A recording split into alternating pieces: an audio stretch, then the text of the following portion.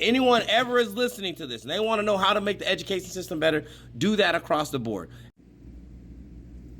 Today has been a crazy day. Someone told me like almost half of my 8th graders are in Washington, D.C. I knew they were going to Washington, D.C. I just did not know it was going to be that many. Like literally, I have had half classes, and I'm not going to front. I'm going to say this.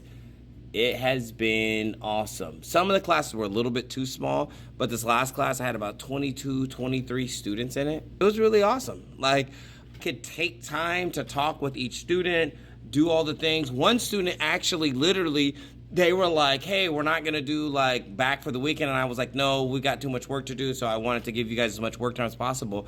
I said, but I can come back and listen to about your weekend. So I got to sit down with them.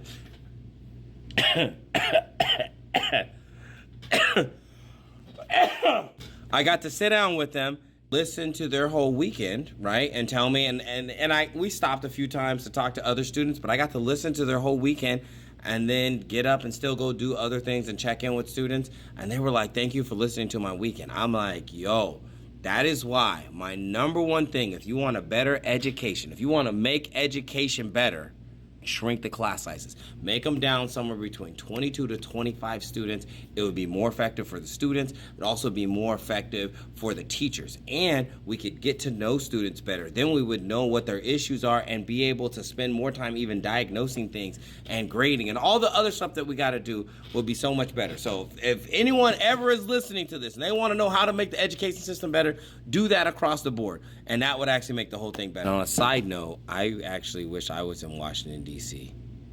Like, for real, it's on my bucket list. One day I'm going to get there.